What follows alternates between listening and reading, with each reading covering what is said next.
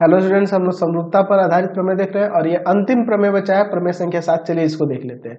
कह रहा है यदि दो त्रिभुज समकोणिक हो तो सिद्ध करें कि उनकी संगत भुजाओं का अनुपात उनके संगत कोण समद्विभाजक के अनुपात के बराबर होता है। देखिए क्या कह रहा है कि अगर दो त्रिभुज समकोणिक है, यानी कि उनके संगत कोण अगर समान है दो त्रिभुजों के, अगर जाहिर सी बात है संगत कोण समान होगा तो त्रिभुज समरूप हो जाएगा। तो कह रहा है कि उनके संगत भुजाओं का अनुपात, उन दोनों त्रिभुजों के संगत भुजाओं का अनुपात उनके संगत कोण समद्विभाजकों के अनुपात के बराबर होगा।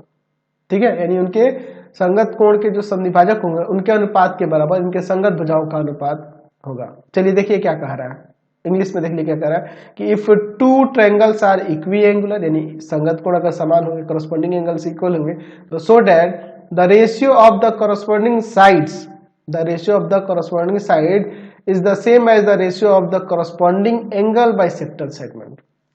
चलिए इसको देखते हैं। यहाँ पर हम लोग दो त्रिभुज ले लेते हैं। ठीक है, ये हमारे पास दो त्रिभुज यहाँ पर दिए हुए हैं। एक का नाम दे देते हैं यहाँ पर ए बी सी और दूसरा ले लेते हैं यहाँ पर डी ई एफ। हम लोग क्या कर रहे हैं कि इसके एंगल ए के समद्विभाजक और एंगल डी का समद्विभाजक खींच देते हैं।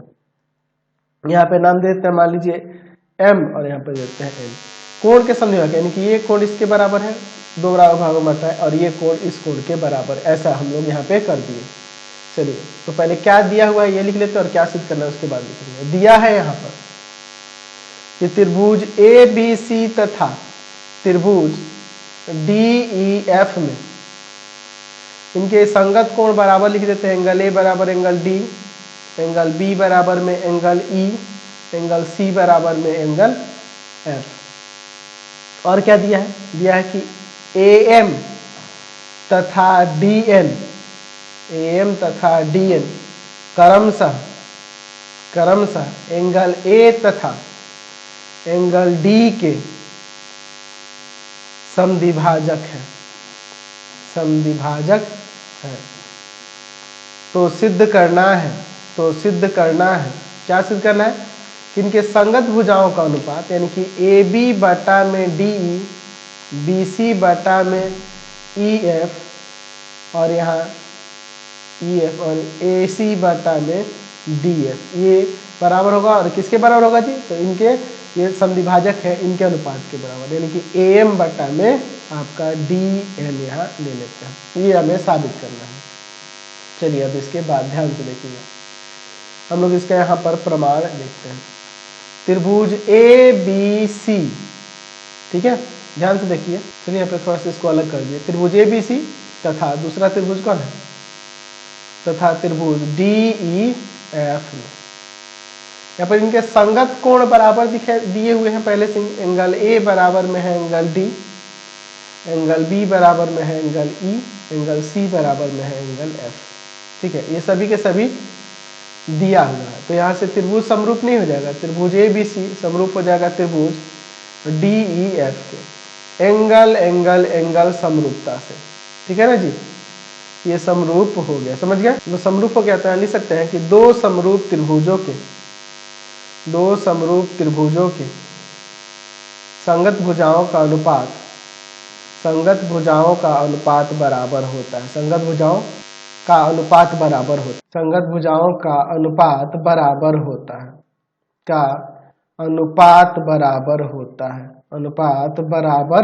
होता है, ऐसा हम लोग यहाँ पर लिख सकते हैं। दो समरूप त्रिभुजों के संगत भुजाओं का अनुपात बराबर होता है। यहाँ से देखिए क्या हो जाएगा, ए बी बटा में डी, बी सी बटा में ई एफ, और ए सी बटा में डी एफ, ये हो जाएगा। इसको समीकरण 1 मान लेते हैं। ठीक है, अब इसके बाद देखिए यहाँ पर हमारे पास दिया है कि एंगल ए एंगल डी के बराबर है, ये दिया है।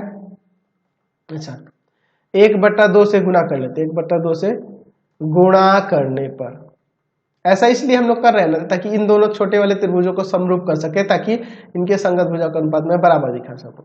1/2 ऑफ एंगल ए और इधर 1/2 ऑफ एंगल डी, ये एम इसका समद्विभाजक है, तो एंगल ए का आधा ये भी लिख सकते हैं या ये भी लिख सकते हैं, एंगल डी का आधा ये लिख सकते हैं, ये लिख सकते हैं, कोई भी लिख सकते हैं। जरूरत के हिसाब से हम लोग इधर लिख लेते हैं एंगल बी ए एम और इधर एंगल EDN लिख लेते हैं। क्यों? क्योंकि लिख सकते हैं कि AM तथा DN क्रमशः एंगल A तथा एंगल D के संधिभाजक है ना जी, इसलिए ऐसा हम लोग यहाँ पे कर रहे हैं।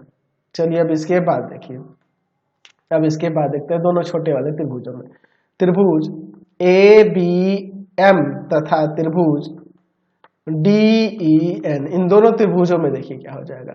एंगल B बराबर में एंगल E, ये आपके पास तो दिया ही है, और दूसरा हमने अभी ऊपर दिखा दिया है कि एंगल BAM इक्वल हो जाएगा एंगल EDN के, है ना, साबित कर चुके हैं इसे ऊपर, है ना, साबित कर चुके हैं, तो साबित कर चुके हैं ऐसा लिख सकते हैं। तो यहाँ से अब लिख सकते हैं यहाँ पर कि दोनों त्रिभुज क्या हो जाएंगे, समरूप हो जाएंगे। त्रिभुज ABM समरूप हो जाएगा त्रिभुज किसके, ये समरूप हो जाएगा किसके, त्रिभुज DEN के, एंगल समरूपता से, एंगल समरूपता से। तो जब ये त्रिभुज समरूप हो गए तो हम लोग लिख सकते हैं कि दो समरूप त्रिभुजों के संगत भुजाओं का अनुपात बराबर होता है। संगत भुजाओं का अनुपात जो होता है बराबर होता है, अनुपात बराबर होता है, ऐसा हम लोग लिख सकते हैं। तो यहां से अब चाहो तो AB बटा में D और AM बटा में DN बराबर हो जाएगा कि नहीं। चलिए, तो AB बटा में DE बराबर हो जाएगा इसमें AM बटा में DN के, है ना। इसको समीकरण 2 ले लेते हैं। अब लिखते हैं समीकरण 1 तथा समीकरण 2 से। देखिए अब समीकरण 1 में जो था वहां है आपका AB बटा में D अन्य दो संगत भुजाओं के अनुपात के बराबर दिख रहा है, और यहाँ पे AB बटा में D इनके कोण संधिभाजक जो है, संगत कोण संधिभाजक जो है उनके अनुपात के बराबर दिख रहा है। तो इसलिए लिख सकते हैं AB बटा में D इक्वल टू में BC बटा में EF इक्वल टू में AC बटा में यहाँ पर DF बराबर में हो जाएगा AM बटा में DN। हमने इसे प्रमाणित करके दिखा दिया।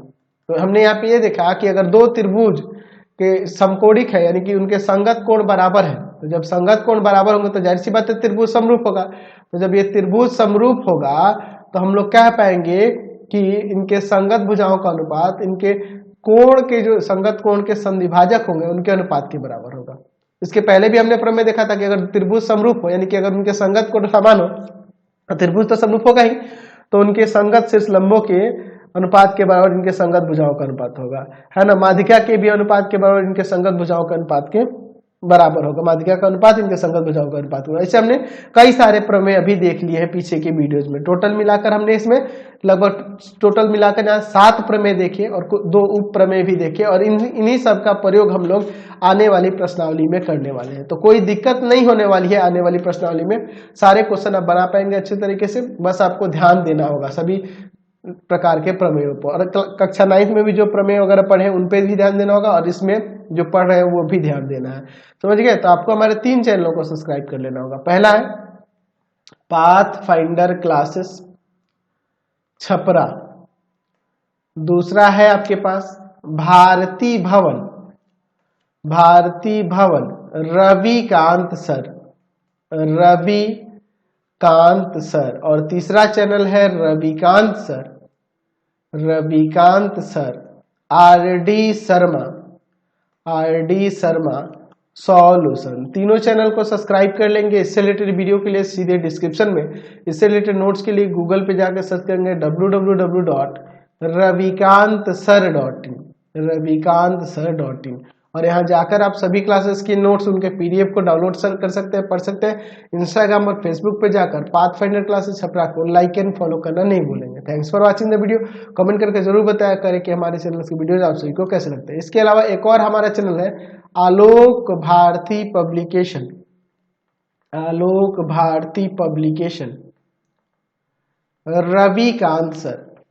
रविकांत सर, इस चैनल को भी सब्सक्राइब कर लेंगे। चलिए, और इससे रिलेटेड भी लिंक के लिए आप सीधे डिस्क्रिप्शन में जा सकते हैं। Thanks for watching. और ऐसे ही आप चैप्टर को अच्छे से समझिए, अच्छे से पढ़िए। बहुत ही इंटरेस्टिंग चैप्टर है और बहुत ही अच्छा लगने वाला है। तो ये समरूपता जो है कोई हार्ड नहीं है, बस आपके इसके कंसेप्ट क्लियर होंगे ना तो आपको बहुत इजी लगने वाला है। चलिए थैंक्स, चलिए इस वीडियो को एंड कर देते हैं।